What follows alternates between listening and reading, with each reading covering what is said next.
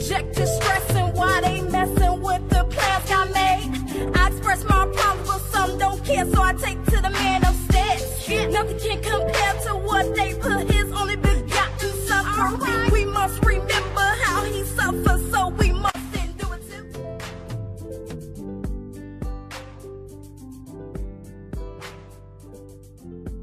For those of us who do not know, or those of us who are not clear, or never heard of it, whatever, explain evangelist, and explain the prophetic. The evangelist part of me concerning that I do is like when I just minister to people. I just tell them go out and minister in the community and homes, and just tell them about who God is, introducing Christ to people, bringing them to Christ. That's the evangelism side, where you're basically called to do what God has called you to do, like John, John the Baptist. You go out there and you tell people who God is. You do whatever he tells you to do when it comes to introducing Jesus Christ. The prophetic side it's a new side to me that I basically try to run from. Because it's such a heavy weight. That's when you literally, we're supposed to do what God tells us to do, but say what he tells us to say. You literally, you are at that point where you have to. It's not even an option. If God says, okay, speak that, you speak it. And what I am learning is that people accept me as an evangelist, but they're struggling accepting me as becoming a prophetess, as I'm walking to the new. And, one of the things that God showed me is that people will love you when you're blessing them, but when you are correcting them, it's a whole total different game. So I want you to bless me, but I don't want you to correct me, I want you to speak into my life and saying, I'm going to get a new house. I'm going to get a new car. I'm going to get, some money in my bank. Oh, yeah, I want you to receive that blessing. But, I want to receive that. But I don't want to receive that blessing that says, listen, now, this is out of order. And we need to be in order with this, And God says you need to get rid of that. And, and God says you need to check this. They don't want to hear that. And so all of a sudden, you're loved as this particular person in office and authority, but not too loved in that other one. And so one of the things that God had started dealing with me is that you can't, he brought that scripture constantly, you can't please man and please me at the same time. It just don't work like that. And so I'm still getting my feet wet, I'm not as intimidated as I was at the beginning, because again, I'm so to the point as, hey, this is what God says. I'm careful how I said it. If he said it like that, that's how I'm saying it. I'm not about to explain it, because some of the times I don't understand what God is saying. When he said, okay, tell this person this, I don't know anything about that person. But he'll say, okay, tell this person that this is going to be, it's going to work out this way. I have no idea what's going on with that person. But because God said speak into that person's life, then that's what I do. It's not one of those things where, somebody called you on the phone and said, yeah, I got a job interview, and, and they start telling you their whole life history. That doesn't always work like that. Sometimes God will send me people, I could be at the store and somebody may be having a bad day or something, and we'll just end up in that same line, and he'll just start talking, and the Lord will say, speak. And I'll just start speaking to them, in the way that God says it. Some things he allowed me to see. I could be in service. I could be at home. And that's another thing. My kids are trying to get used to that. So, when God starts showing me things, I could be at home and it's late night, and I'll call my son, okay, go home. My oldest son, I said, go home. He's 25. I'll call him, okay, go home. I'll wake up. God will wake me up. I said, go home. And he said, yes, ma'am. He already know, So it's just different, different things with the prophetic, that I'm learning. And one of the hardest things, again, is that when you accept the call, you really don't have no other choice to accept it, because if you run from it, you're basically in a lot of trouble. But when you accept the call, and I kept saying, God, when he called, I said, can I just stay an evangelist? You know, I'm comfortable. And the Lord said, that's it. You're too comfortable where you at. I need to move you because I have greater assignments for you. So now he's placing me in a position to pray over nations. And that's a heavy call because I minister to people all over Africa and Canada and, you know, I mean, Mexico. And so it's not just in the United States. And sometimes, you know, I have to say, you know, not have to say, a lot of times whatever God says, that's how I have to say it and walk away from it. If you sit there and you say, oh, Lord, I shouldn't have said that, you know, you're not ready. That's just it. You're not ready, you know. But God not only shows us stuff about other people, he shows us stuff about ourselves. You know, we can't go out here speaking prophetically over other folks, and we can't even speak prophetically over our own life. Yeah. It just, Like, you basically know. check yourself. Check yourself first, yeah. So it's a lot of house cleaning, you know, within yourself. It's a heavy walk, and sometimes it's a very lonely walk. My husband tells me, he said, I love you, but sometimes I do not like you as a prophetess.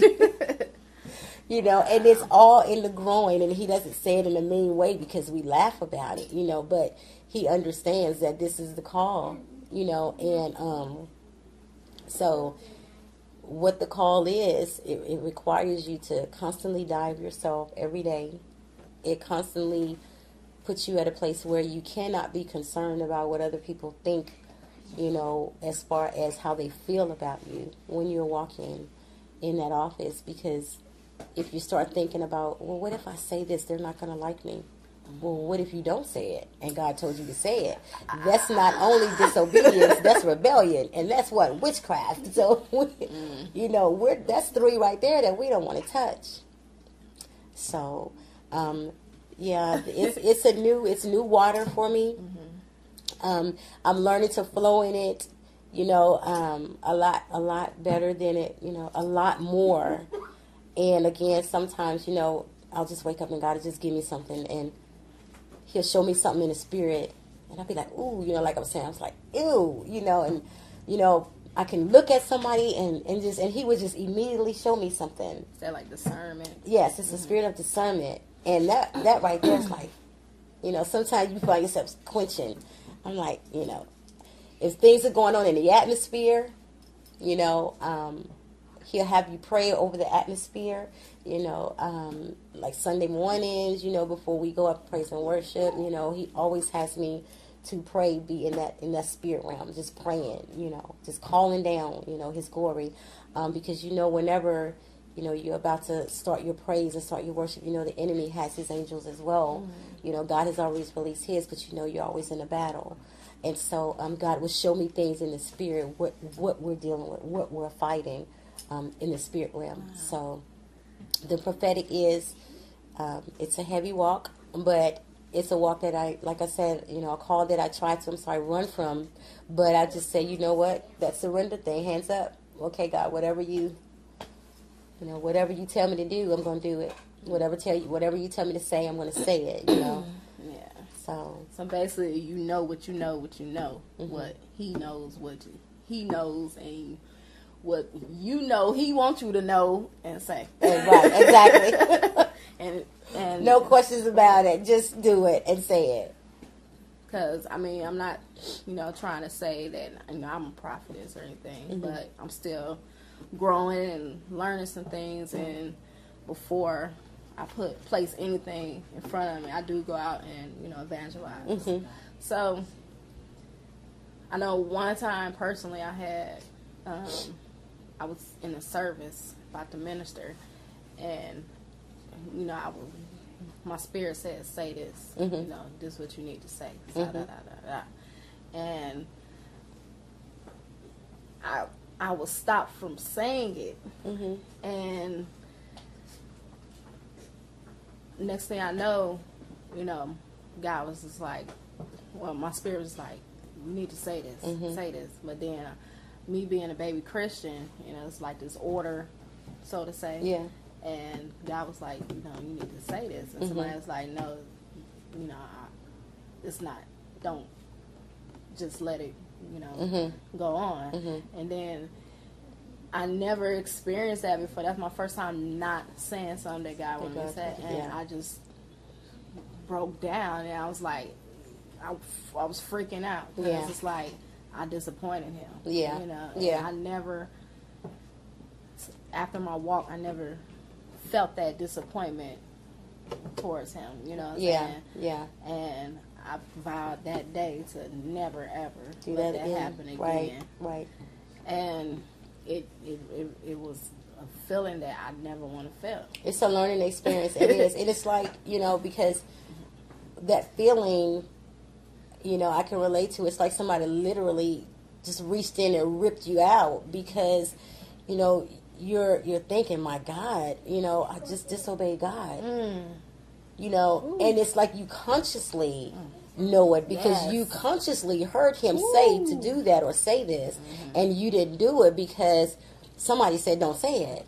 You know, but that's one of those things where it opens your eyes, and it's a lesson learned that, you know, everybody won't be receptive, and people will try to shut you down from saying what God has told you to say. But when God told you to say it, our first obedience is to him. That's it. You know, and when people, you know, try to shut you down from saying what it is that God has told you to say, they don't know that they are actually putting themselves in danger because they're trying to shut the mouth of the servant who God has released him to speak that word. And so they not only bring trouble to themselves, you know, but the people that's connected to them. You can't fight against God's people and everything's cool. It just don't work like that. And so, you know, I just, you know, just allow me to encourage you, you know, when God tells you to speak, you know, speak, you know, and I know you're probably, and I'm sure, you know, you're past that now because I know God uses you in many ways, you know, but whenever he tells you to say something, he's going to give you the words to say. He's going to tell you how to say it, you know, and he's going to tell you in the manner which to say it, and he's going to also have the appropriate time for you to say it, you know, and so that's one of the things that, you know, that's a learning process. But in my learning, you know, I've learned to, when he said back off, I back off, you know, and sometimes you see things, you know, God will show you things, but that's not the time for you to speak on those things. And your inside be like, oh, I see that. But then you know he's saying, not right now. Not right now. It's not time, you know. And so you'll be like, oh, you know. And so sometimes I'm reading, you know, the different, you know, the sites and, you know, and I'm looking, I'm like, Jesus, you know, and God has shown me something. He's like, not yet. Not yet. You know, and I'm like, okay. And then when he releases it to me, then I release it the way he gives it, you know. And sometimes, you know, there's backlash, you know. Sometimes it's, well, why you say this? You know, why you say that? You have people even challenge you to the word. And I'm like, listen, I don't do debates. I do not do debates. I'm not going to argue with you about the word of God, and I'm not going to argue with you about what he said. Yeah, you know, this is what God showed me. This is what the word said, and that's it. This is you know, this is the written word. This is what God says. The truth. That, right. And so when he says speak it, I'm speaking it. We're not going to argue. You know, we're not going to, you know, this is not a debate for presidency. You know, we're going to speak the word, and, you know, we're not going to cut each other down. But just do what God says do. You know, obedience to him is just always first. I learned that obedience to God, you know, he honors that. And sometimes you lose a lot of friends because you're obedient to God. Well, you know, at the end of the day, when you get to those gates, those friends not there with the key. And so it won't matter because the only person that's going to be up there is Jesus, and he's going to be the only one that can open us, that let us in, you know. Yeah, I love that. I could talk about that conversation all day, but I'm going to keep it moving. And that's going to be a to be continued. Amen. Let's see, what else I want to talk about. Just a couple more things, then we're going to wrap it up. Pressing on. As far as, you know, people out there that are weary or were believers and now they feel as though they still young, you know, I'm young, I'm gonna have fun. Address those people, the ones who had issues with, you know, with addiction, and like we were talking about before the cameras were rolling, addiction doesn't have to be drugs or alcohol. Right. It could be ice cream, you know, addicted to cookies. It can be addicted to Scandal. Watch a Scandal. Watching a bunch of Tyler Perry plays. Yeah. You know, Addiction is addiction. You know, we like to put labels on it, but addiction, you know, addiction is just, it's addictions, you know, and they come in different forms. Okay. So, you know, we're pressing on, you know, we have to have the mindset that I'm going to do this, that I can do this, you know, because when you look at your life and you see where you've come from, then, you know, God is, and I always think, God has already made me victorious, you know, and sometimes people look at us and they're, oh, they got it going on there because they're doing this, they're doing that, you know. That's not the case, you know. I still have issues, you know. I still have stuff that I have to do. I still have bills to pay, you know. I still have to do this and this and that, you know. It's just that when those things hit me, I refuse to give up.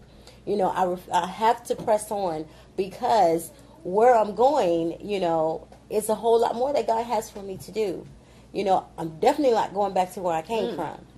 You know, and so there's no need to look back. You know, I just take the lessons from what I've learned and move forward. And that's why I was keep it moving. Keep it moving. Yes, okay, the electric bill is due today. Let's get it done.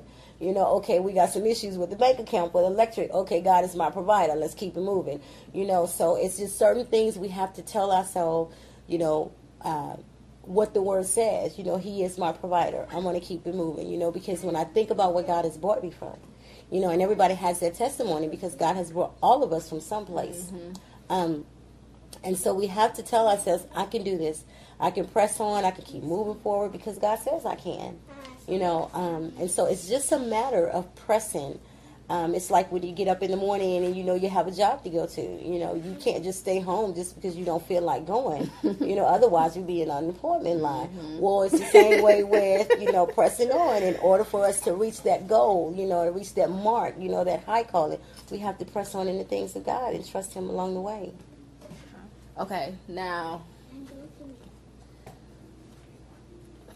even though, you know, we have to change the way we think, which is the renewing of the mind, like you talked about. What would you suggest someone who's, you know, having some type of addiction or issue or whatever, as far as what would you say if they're trying to do it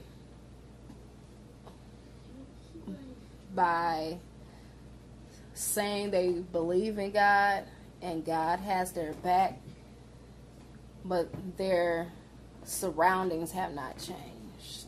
They have to change. The surroundings has to change. You know, when you're making a change, that means your life is going to change. Your lifestyle is going to change. You're going to have to, you know, change the people, you know, that you're surrounding yourself with. Number one, because your whole mentality is changing. And so if you say, you know, I don't want to club anymore, but your whole surroundings is around people who wants to club all the time, and every Friday night they're still pumping you to go to the club, you know, that's a tough thing for someone who is really trying to get out of that situation. So if you have people in your life that's, you know, I encourage you in what you're doing, I'm proud of you, I'm going to support you, then that's what you need. So the surroundings has to change, the mentality has to change, and just, you know, being around positive people, that's really going to have to change. Have people surrounded, you know, that you're surrounded with that's going to encourage you in your change. It's like going to the gym, you know. If you want to go to the gym to work out and you want to drop a few pounds, you know, you might want to get involved and get connected with people who, you know, going to encourage you. You know, you can do this, and, you know, not people who always say, let's go eat a piece of cake, you know. So, so you just, I mean, you know, you have to be real with it. You know what I mean? So that's not saying we can't be friends. Yeah. It's just that I'm trying to reach a goal, and I need somebody to help me because I can't do this by myself, you know. And so that's where we get stuck at, because number one, we get prideful, and then we get scared, you know, and then, you know, we're scared to ask for help, and, you know, hey, I need help. That's why I need to get in this group, you know, where people are, you know, maybe doing the same thing. They may be trying to drop 2 pounds, or, you know, well, I need to drop some too, you know, hey, let's get connected, you know, and that way you have accountability, you know. I'm going to hold you accountable, you'll hold me accountable, you know, and so it's just different things, you know, that has to take place, but it has to be a choice. You know, we have to make that choice that, you know, if I want to learn more about the Word, I want to get connected with people who, you know, who can teach me and help me learn. You know, I don't want to, you know, I'm not just going to be the person who's always teaching, because the teachers need to be taught too. And so, you know, my surroundings are going to change. You know, people who are thinking positive, who want to, you know, better themselves, you know, because when we talk about bettering ourselves, it's not just for ourselves, it's for generations. And so, you know, want to get connected with people who mindset is broadened, you know, it's just not in a box, you know, because when we start thinking in a box, we basically put God in a box, you know, and he's too big of a God to have in a box. And so I want to surround myself with people who want to push further, who want to go further, who want to be more, who want to do more, you know, who want to give back to the community. You know, we say, you know, we want to help out the Salvation Army. Well, how would we know if we never go down there on Saturdays, you know, to help box up clothes, you know what I mean, that kind of thing. And so it's all about who we surround ourselves with, positive encouragers, you know, and God always send people our way that we can go out and be positive encouragers too. And then it broadens, you know, like with the kingdom. You know, the more people you minister to, the more full the kingdom gets. Well, the more people we minister to or talk to, just talk, you know, positive to, you know, then all of a sudden they get that sense of positive. They wake up one day and like, oh, where did this come from? You know, they're so used to talking negative.